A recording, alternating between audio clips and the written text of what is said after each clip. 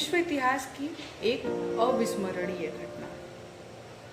नमस्कार, मेरा नाम शिवांगी मिश्रा है। मैं प्रस्तुत हूँ आपके सामने अपने द्वारा लिखित एक कहानी लेकर, जिसका शीर्षक है लॉकडाउन एक नई दुनिया। कहानी ऐसे दंपति की है, लॉकडाउन ने जिनके लगभग टूट चुके रिश्ते को एक नया जीवन दिया। कहानी का जॉनर है रोमांटिक। चलिए कहानी शुरू करते हैं।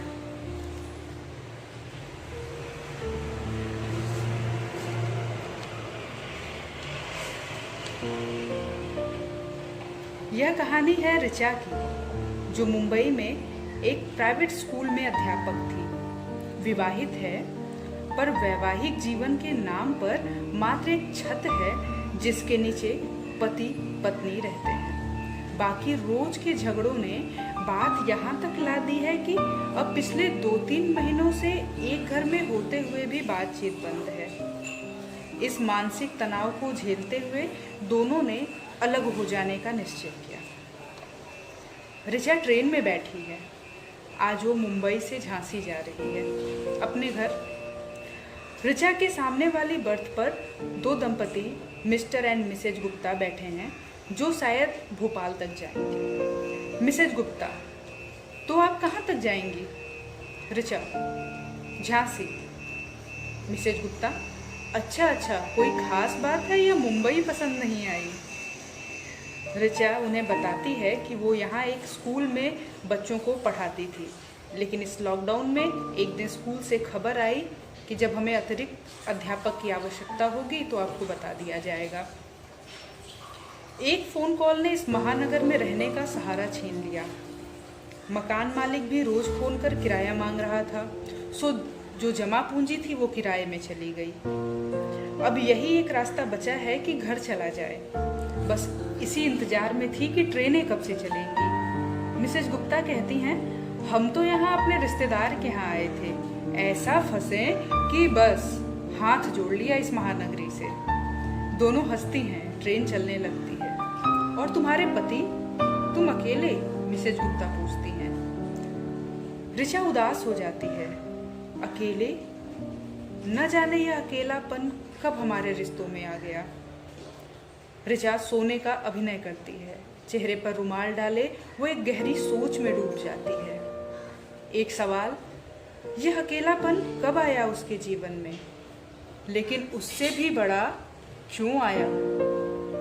पति पत्नी दोनों नौकरी पेशे में थे। सुबह 9 से 7 दोनों अपने व्यावसायिक जीवन में व्यस्त। शाम घर आने पर एक दूसरे का सहारा बनने के बजाय किसका काम ज़्यादा बड़ा, कौन ज़्यादा थका है, इस बात पर बहस।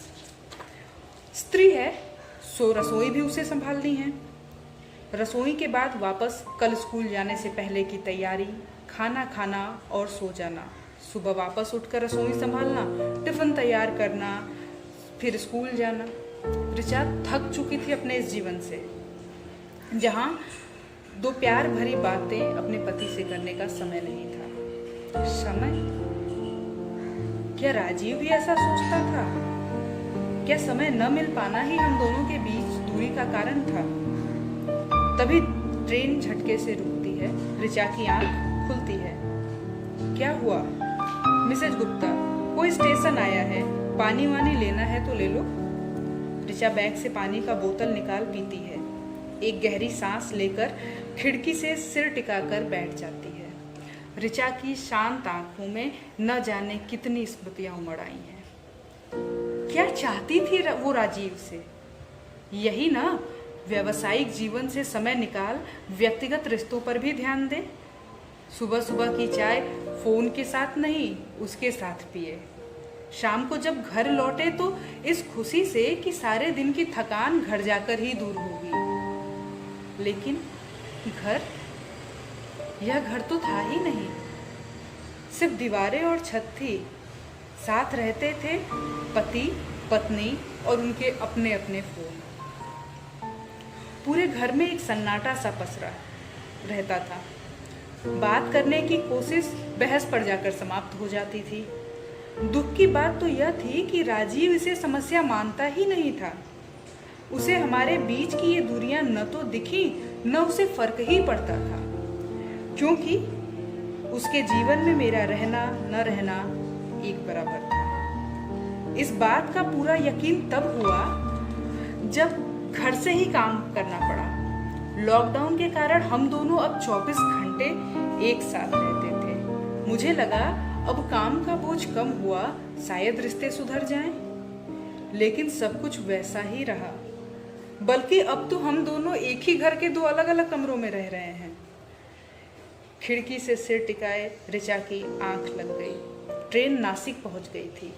मिस्टर एंड मिसेज गुप्ता आपस में बात कर ही रहे थे कि एक व्यक्ति ट्रेन में चढ़ा।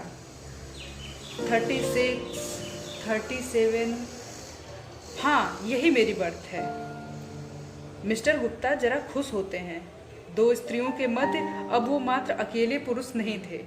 मिस्टर गुप्ता, आप मुझे जाने पहचाने लगते हैं। व्यक्ति, हाँ जरा कोशिश करिए, शायद याद आ जाए। प्रोफेसर अवस्थी का लेक्चर, बंक करके कैंटीन के समोसे। मिस्टर गुप्ता उत्साहित हो उसे गले लगा लेते हैं। अरे यार राजू, कॉलेज के बाद तो सबसे एकदम दूरी ही बन गई। और बताओ क्या हाल है? इनसे मिलो, हमारी पत्नी शीला। दोनों एक दूसरे को नमस्ते करते हैं। मिस्टर गुप्ता, और बताओ भाई, शादी वादी की या नहीं अपनी पत्नी से? जानती हो क्या शायर हुआ करते थे जनाब। लड़कियां तो बात करने के बहाने ढूंढती थी इनसे। व्यक्ति हंसते हुए, अरे यार तुम भी क्या मजाक कर रहे हो? अरे मजाक नहीं है, इतिहास है। तीनों हंसने लगते हैं। हंसी सुनकर ऋचा की नींद खुल जाती है। अपने बगल में वो किसी को बैठा महसूस कर सकुचा जाती है। उठकर बैठती है। वो देखती है, अरे यह क्या, राजीव? मिस्टर गुप्ता, अरे आप इनसे मिलिए, हमारे कॉलेज मित्र हैं, राजीव। हम तो इन्हें राजू ही कहते हैं। दोनों चुप ही रहते हैं। मिस्टर गुप्ता, वैसे राजू तुम कहाँ तक जाओगे? राजीव, झांसी। गुप्ता, मिस्टर गुप्ता, ओह अच्छा, ये मैडम भी झांसी ही जा रही हैं। चलो साथ रहेगा, हम तो भोपाल ही उतर जाएंगे। भाई उससे पहले अपना नंबर जरूर दे देना। राजीव, हाँ हाँ बिल्कुल बिल्कुल। मिस्टर गुप्ता, अरे भाई वो दिन भी गुजर गए और लगता है उसके बाद जिंदगी गुजरती ही नहीं। छोड़, तू बता, तेरी उस प्रेमिका का क्या हुआ? क्या नाम था उसका? राजीव, छोड़ ना यार। मिस्टर गुप्ता, अरे क्या छोड़? हाँ, दिन भर तेरी बातें मैं ही तो सुना करता था। दिन भर वो ऐसी है, वो ऐसा करती है, वो ऐसा बोलती है, ऐसे देखती है। ऐसे लगता था इनकी सुई वहीं अटकी रहेगी। इनके प्रेम कथा सुनने के चक्कर में एक बार तो मुझे क्लास से ही बाहर निकाल दिया गया था, और अब कहते हैं छोड़ न यार। अरे उसका नाम तो बता, ध्यान से ही उतर गया। राजीव बोलता है, ऋचा। मिस्टर गुप्ता, हाँ ऋचा, बाप रे, उन दिनों मेरे कानों में बस एक ही नाम तो चलता रहता था दिन भर। अच्छा बता, शादी उसी से की ना? राजीव, हाँ। मिस्टर गुप्ता, मुझे पता था, उसके बिना तो ये मर ही जाता। अरे जानती हो शीला, महाशय ने पूरी एक डायरी भर रखी थी। कहते थे जब ऋचा मेरे पास रहने लगेगी ना, तो ये सारी शायरियाँ उसे ही सुनाऊंगा। सब हंसने लगते हैं। मिसेज गुप्ता, क्या किस्मत है भाभी जी की, अरे वाह। ऋचा अपने आंसुओं को छिपाने की कोशिश करती है। राजीव उसे देखता है पर कुछ बोल नहीं पाता। फिर सब बातों में लग जाते हैं। ऋचा चुपचाप सुनती रहती है। भोपाल स्टेशन पर ट्रेन रुकी। मिस्टर और मिसेज गुप्ता चले जाते हैं। अब वहाँ सिर्फ ऋचा और राजीव ही हैं। फिर वही सन्नाटा। ट्रेन चल पड़ती है। राजीव अपनी जेब से फोन निकालता है, लेकिन फिर वापस रख देता है। थोड़ी देर खामोशी, उसके बाद बोलता है, ऋचा। ऋचा की आंखें भर जाती हैं। अब राजीव की आंखों में भी आंसू है। राजीव, ऋचा तुम चली आई मुझे वहां छोड़कर? ऋचा, मैं वहां करती भी क्या, नौकरी तो रही नहीं।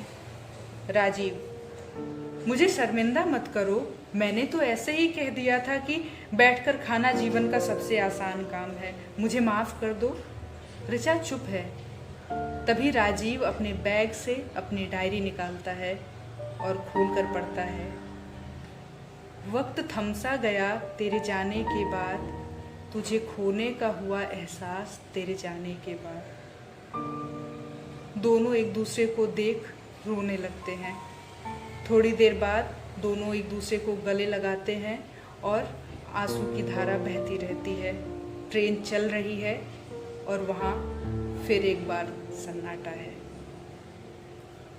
धन्यवाद।